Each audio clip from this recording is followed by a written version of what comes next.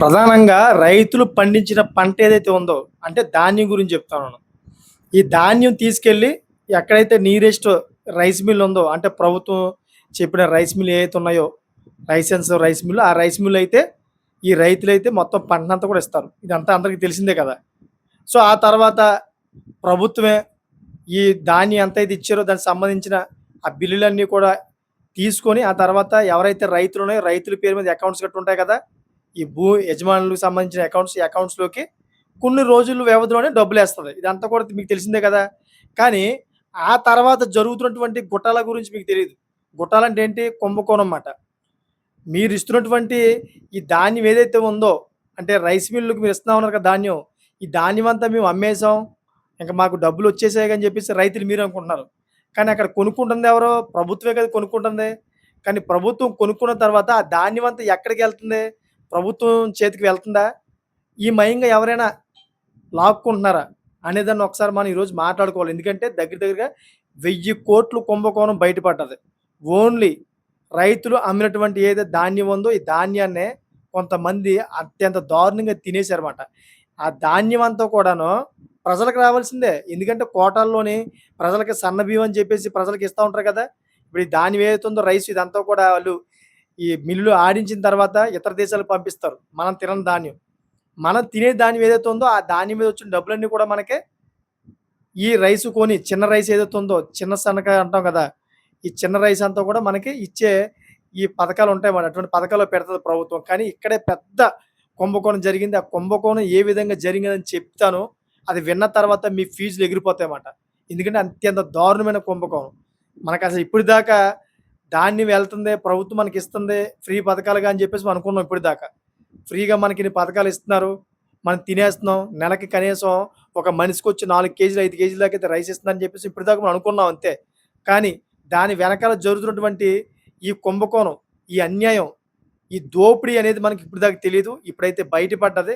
అది ఏ విధంగా వాళ్ళు తిన్నారని చెప్పేసి ఆ విధంగా ఆళ్ళు ఇప్పటిదాకా వాళ్ళు ఏ విధంగా తిన్నారు, అంతేకాకుండా ఇప్పటి వరకు ఏ విధంగా వాళ్ళు దోపిడీ చేశారు, ఏ విధంగా ఇదంతా కూడా బయటపడిందనే విషయాలు ప్రతీది కూడా మీకు క్లియర్‌గా చెప్తాను. మీకు క్లారిటీ వస్తదన్నమాట. కంపల్సరీ ప్రజలందరూ కూడాను ఈ వీడియోని పూర్తిగా చూడండి. అప్పుడే నేటి సొసైటీలో ఏం జరుగుతుందని చెప్పేసి మీకు తెలుస్తుంది.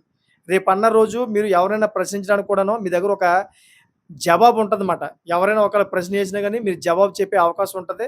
అంతేకాకుండా వేరే వాళ్ళని ప్రశ్నించే ఒక అవకాశం కూడా వస్తదన్నమాట. అందుకని మీరు చివరిదాకా చూడండి. అప్పుడే మీకు తెలుస్తదన్నమాట. రీసెంట్‌లీగా ప్రభుత్వం ఏదైతే ఆడిట్ ఉంటదో, ఆడిట్ అధికారులు, ఆడిట్ అంటే సంవత్సరానికి ఒకసారి ఒక డిపార్ట్‌మెంట్‌లోని ప్రభుత్వానికి సంబంధించిన కొంతమంది అధికారులు వచ్చి ఈ రైస్ మిల్‌లో గట్టా ఈ తనిఖీలు చేస్తా ఉంటారన్నమాట.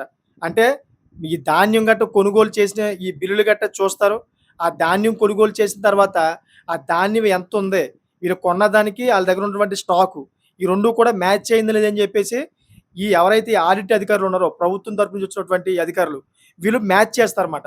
ఈ విధంగా మ్యాచ్ చేస్తున్నప్పుడు ఈ రైస్ మిల్లుల్లోని దగ్గర దగ్గరగా ఒక్కొక్క రైస్ మిల్‌లోని 50,00,00,000 100,00,00,000 ఇలాగ బయటపడ్డాయన్నమాట. దగ్గర దగ్గర 1000,00,00,000 దాకా అయితే ఈ కుంభకోణం బయటపడ్డది. సో, రీసెంట్‌లీగా ఒక మాజీ ఎమ్మెల్యే ఇప్పుడు దీంట్లో ఇరుక్కుంటా ఉన్నారు. మాజీ ఎమ్మెల్యే పైన కూడాను కేసు కూడా నమోదయిందన్నమాట. చూడండి ఒకసారి. ఇప్పటిదాకా మనం ఏమనుకుంటాం? అంటే దాన్ని బట్టి అర్థం చేసుకోండి. ఇక్కడ దోపిడీదారులు ఎవరో మీకు అర్థమైపోయింది కదా! ప్రజలకే చెందవలసిన ఏదైతే ఈ సంపద ఉందో, రైతులు పండించినటువంటి ఈ ధాన్యం అంతా కూడాను ప్రభుత్వం తీసుకుంది కదా! ఈ ప్రభుత్వం తీసుకున్న తర్వాత ప్రభుత్వ ఖజానాలోకి ఎళ్ళాలి ఇదంతా డబ్బు కూడాను. కానీ ఇక్కడ ఒక మాజీ ఎమ్మెల్యే చేసిన గొటాల అతనే కాకుండాను కొంతమంది రైస్ మిల్‌కి సంబంధించిన పెద్ద పెద్ద నాయకులు, నేతలు కూడా ఇంక్లూడ్ అయ్యి ఉన్నారు. వాళ్ళందరూ కూడా చేసిన గొటాల. గొటాల అంటే దోపిడీ మాట. చేసిన ఈ దోపిడీల వల్ల దగ్గర దగ్గర 1000,00,00,000 అయితే బయట 1000,00,00,000 అయితే నష్టం చూపిస్తామనమాట. ఇదంతా కూడా ఎక్కడ జరిగిందంటే తెలంగాణలో జరిగింది. ఈ తెలంగాణలోని రీసెంట్‌లీగాను ఈ ఆడిట్ అధికారులు ప్రతి రైస్ మిల్‌కెళ్ళి మొత్తం అంతా కూడా ఆడిట్ నిర్వహిస్తే మొత్తం విపరీతంగా చాలా దారుణంగా అయితే ఎక్కడికక్కడ స్టాకు తక్కువగా చూపిస్తోందన్నమాట. వీళ్ళు కొన్నదే రైతుల నుంచి కొన్నదే ఒక రకంగా ఉంటే, వీళ్ళేమో బియ్యం ఆడిస్తారు కదా! రైస్ మిల్‌లోని దాన్ని పక్కన పెట్టి దాన్ని చూస్తే ఒక రకంగా ఉంది. అంతేకాకుండా ఇంకా స్టాకు ఉంటదన్నమాట మిగిలిన స్టాకు. ఇయన్నీ కలిపి ఒకే విధంగా అంతా కూడా స్టాక్ సరిపోవాలి. కానీ అలా కనిపించలేదక్కడ. ఆ రైస్ మిల్‌లోని చాలా తక్కువ చూపిస్తా ఉంది. మరి మిగతాదంతా ఎక్కడికెళ్ళింది? ఇదంతా కూడా ఎవరో ఏ రాష్ట్రాలకే మొత్తం అంతా కూడా పంపించేశారు. దీని మీద అధికారులు చాలా డీప్‌గా ఎంక్వైరీ చేస్తే దాంట్లో ఒక మాజీ ఎమ్మెల్యే ఒక మాజీ ఎమ్మెల్యే హస్తం ఉందని చెప్పేసి ఆవిడ మీద కూడా కేసు నమోదు చేశారు. చూడండి ఒకసారి. ఈ విధంగా ప్రజానాయకులు ఈ విధంగా దోపిడీ చేసేస్తూ ఉంటుంటే, ఇంక ప్రజలకే ఏదైతే ఈ నిధులున్నాయో ఇయన్నీ కూడా ఎలాగా ఎళ్తాయి చెప్పండి ఒకసారి? ముఖ్యమంత్రికి కూడా తెలుసో తెలీదు గానీ, ఎందుకంటే తెలంగాణ ప్రభుత్వం జరిగింది. సో, మరి కిందున్నటువంటి ఈ నాయకులే తినేస్తే ముఖ్యమంత్రి ఏమనుకుంటారు? ఈ మిల్లుల్లో గట్టా వస్తున్నటువంటి రైస్ ధాన్యం ఏదైతే ఉందో అదంతా కూడా మిల్లు ఆడిస్తా ఉంది కాబట్టి ఇదంతా కూడా సరిపోద్దని చెప్పి ఆయన లెక్కలేసుకుంటాడు. కానీ కింద వీళ్ళు తినేస్తా ఉంటుంటే ఇంకా లెక్కలకంతా సంబంధం ఏముందింకా? ఆయన పాపం ఉందనుకుంటాడు. మొత్తం అంతా రైస్ అంతా కూడా మనం రాష్ట్రంలో అందరికి కూడా మనం పంచేయొచ్చు. మిగిలిన దాన్నేమో పక్క రాష్ట్రాల గట్టా అమ్ముకోవచ్చు మనం. ఆ డబ్బులొచ్చిన దాన్నేమో పథకాల రూపంలో ఇవ్వొచ్చని జెప్పేసి ముఖ్యమంత్రి ప్లానింగ్ యేసుకుంటాడు. కానీ ఇక్కడ జరుగుతున్నటువంటి సిట్యుయేషన్ ఏంటి? కింద నాయకులందరూ కూడా చక్కగా వాళ్ళు జోబీలేసుకుంటా ఉన్నారన్నమాట. ఇది జరిగింది తెలంగాణలోని. చూడండి ఒకసారి. సో, దీని మీదైతే ఇప్పుడు తెలంగాణలో చాలా పెద్ద గందరగోళం నడుస్తా ఉంది. దీని గురించి సమాధానం చెప్పాలి అని జెప్పేసి దీంట్లో ఇంకెంతమంది ఇంక్లూడ్ అయ్యారు? మొత్తం రైస్ మిల్లన్నీ చూసుకుంటే తెలంగాణ వ్యాప్తంగా మొత్తం ఒక 50 రైస్ మిల్లు సంథింగ్ ఎంతో ఉన్నాయి. ఈ రైస్ మిల్ అన్నిట్లో కూడా ఇదే విధంగా అయితే ఈ గుటాలన్నీ కూడా బయటపడ్డాయన్నమాట. ఈ దోపిడీ అంతా కూడా బయటపడ్డది. ఎక్కడ చూసినా గాని, ఏ రైస్ మిల్ చూసినా గాని తక్కువే చూపిస్తుందన్నమాట. ఈ స్టాక్ ఏదైతే ఉందో స్టాక్ బరాబర్ లేదంట. మరి ఇదంతా కూడా ఎక్కడికెళ్ళిపోయిందని జెప్పేసి ఈ ఏదైతే ఆడిట్ అధికారులు ఉన్నారో, ఆడిట్ అధికారులు ప్రతి ఒక్కటి కూడా చాలా క్షుణ్ణంగా డీప్‌గా అయితే ఎంక్వైరీ చేస్తా ఉన్నారు. దాని గురించైతే కొన్ని రోజుల్లో బయట పడతది. ఇంకెంత దోచుకు తిన్నారు, దీంట్లో డబ్బంతా కూడా ఎవరెవరి ఖాతాలోకెళ్ళిందని జెప్పేసి మొత్తం అంతా కూడా బయటపడతది. ఎందుకంటే దీన్ని సీఐడీ అధికారుల చేతిలోకైతే ఇచ్చే అవకాశం ఉంది.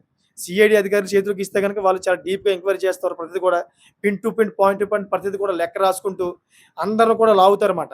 సో, ఇప్పుడు ఒక రకంగా చెప్పాలంటే బీఆర్ఎస్ ప్రభుత్వం ఏదైతే ఉందో ఆ టైంలో జరిగిందని జెప్పేసి కాంగ్రెస్ ప్రభుత్వం ఆరోపిస్తా ఉంది. ఇప్పుడు బీఆర్ఎస్ ప్రభుత్వంలో ఉన్నటువంటి ఎవరైతే ఎమ్మెల్యేలు ఉన్నారో, ఈ ఎమ్మెల్యేలందరూ కూడా తిన్నారని జెప్పేసి కాంగ్రెస్ ప్రభుత్వం యొక్క నాయకులు, ముఖ్యమంత్రి సీఎం రేవంత్ రెడ్డి గారైతే చెబుతూ ఉన్నారు మరి. ఆల్రెడీ బీఆర్ఎస్ సంబంధించిన ఒక మాజీ ఎమ్మెల్యే రేఖా నాయక్ అని జెప్పేసి ఉన్నారు. ఆవిడ మీదైతే కేసు నమోదయింది. సో, మరి ఆవిడిప్పుడు ఏ విధంగా క్లారిటీ ఇచ్చుకుంటదో మరి అర్థం అవ్వట్లేదు. ఎందుకంటే ఇది ఫైనాన్షియల్ మ్యాటర్ గాబట్టి అదొకటి ప్రభుత్వానికి సంబంధించిన ఆస్తి గాబట్టి ఆవిడే తినేసారని జెప్పేసి ప్రధానంగా అయితే ఆరోపణలు చేస్తా ఉన్నారు. మరి దీని మీద ఏ విధంగా ఆవిడ మరి బయటపడతాదో చూడాలి. ఎందుకంటే ఇప్పుడు ఆల్రెడీ ఈ సీఎం రేవంత్ రెడ్డి గారైతే బీఆర్ఎస్ నాయకులందరూ కూడా ఏదో విధంగా అయితే పట్టుకుందాం, వాళ్ళనైతే నొక్కుదాం అని జెప్పేసి ఈయన ప్లాన్‌లో ఈయన ఉన్నాడు. అక్కడేమో బీఆర్ఎస్ నాయకులందరూ కూడా ఏంటంటే, ఏదో విధంగా సీఎం రేవంత్ రెడ్డి యొక్క ప్రభుత్వాన్ని కిందకి దించాలి. వాళ్ళకైతే చెడ్డ పేరు వచ్చే విధంగా మనం చేయాలని చెప్పేసి వాళ్ళ ప్లాన్‌లో వాళ్ళున్నారు. కానీ ఇక్కడ చూసుకుంటే ఈ ధాన్యం ఏదైతే ఉందో, ఈ ధాన్యం గుట్టాలలోని ఎక్కువ బీఆర్ఎస్ పార్టీకే ఎక్కువ నష్టం వాటిల్లో కనిపిస్తుందన్నమాట. ఎందుకంటే ఆడిట్ అధికారులు కరెక్ట్‌గా లెక్క ప్రకారంగా అయితే ఇంత దీంట్లోని ఈ మిల్లులో ఇంతంత తక్కువుంది. ధాన్యం కొరత ఇదంతా కూడా ఎక్కడికెళ్ళింది అని చెప్పేసి మొత్తం లెక్కలన్నీ కూడా రాసి ప్రభుత్వానికి సబ్మిట్ చేసేసారన్నమాట. మరి అదంతా కూడా ఎక్కడికెళ్ళిందని జెప్పేసి సమాధానం చెప్పాల్సిన అవసరం ఎవరికుంది? బీఆర్ఎస్ నాయకులకే కదా ఉంది. మరి ఇప్పుడు ఎవరు ఇరుక్కున్నట్టు నాకు తెలిసిన మట్టుకైతే చెప్పండి ఒకసారి మీరు. సో, ఏదేమైనా గాని తెలంగాణ ప్రభుత్వం అయితే ఇది ఒక హాట్ టాపిక్‌గా మారింది. మరి దీంట్లో ఎంతమంది ఇంకా ఇన్వాల్వ్ అయ్యారు? ఎంతమంది ఇప్పుడు దీంట్లో జైలుకెళ్తారు? అనేదైతే ఉత్కంఠ భరితంగా ఉందన్నమాట. ఒక రకంగా చెప్పాలంటే సీఎం రేవంత్ రెడ్డి గారైతే దీన్నైతే వదిలే ప్రసక్తిగా కనిపించట్లా. మొత్తం మీద ఇద్దరు ముగ్గురైతే ఎళ్ళేలా ఉన్నారు. ప్రజానాయకులు ఎవరైతే మాజీ ప్రజానాయకులు ఉన్నారో వాళ్ళందరూ కూడా జైలుకెళ్ళే అవకాశం కనిపిస్తుందన్నమాట. ఎందుకంటే రేవంత్ రెడ్డి గారు చాలా సీరియస్‌గా తీసుకున్నారు ఈ విషయంలోని. సో, మీకేమనిపిస్తుంది? దీంట్లోని తిన్నవాళ్ళు ఎవరు? బీఆర్ఎస్ నేతలే తిన్నారా? లేకపోతే కాంగ్రెస్ నాయకులే కావాలని ఇటువంటి డ్రామాలు ఆడుతున్నారా? అనే దాని ఏదైనా మీకు అనిపిస్తే గనక కామెంట్ చేయండి. ఎందుకంటే ఈ నేటి సొసైటీలో రాజకీయాలు ఎలా ఉన్నాయంటే, రాజకీయ నాయకులే తప్పులు చేస్తున్నారు. ఎవరైతే మాజీ నాయకులు ఉన్నారో, మాజీ నాయకుల మీద నెట్టేస్తా ఉన్నారన్నమాట. ఎందుకంటే కావాలని. ప్రజల యొక్క సింపతి పొందాలని చెప్పేసి తన పార్టీ ఇంకో 5 ఏళ్ళు ముందుకు పోవాలని చెప్పేసి ఇటువంటి ప్లాన్‌లు కూడా జరుగుతా ఉంటాయి. ఎప్పటిదాకా అయితే అది క్లారిటీగా బయటపడదో అప్పటిదాకా మనం చెప్పలేమమాట. సో, ఇది మీకేమనిపిస్తుంది? దీంట్లో ఇద్దరిలో ఎవరు తప్పనిపిస్తుంది? ఎవరు తిన్నారు ఇదంతా కూడాను? ఈ 1000,00,00,000 గొట్టాలా చేసింది, దోపిడీ చేసింది ఎవరనుకున్నారో అది కామెంట్ చేయండి. అదేవిధంగా ఇటువంటి లేటెస్ట్ టాపిక్స్ ఎప్పటికప్పుడు ముందుకు తీసుకొస్తా ఉంటాను. నా ఛానెల్ సబ్స్క్రైబ్ చేసుకోండి. Thank for watching friends.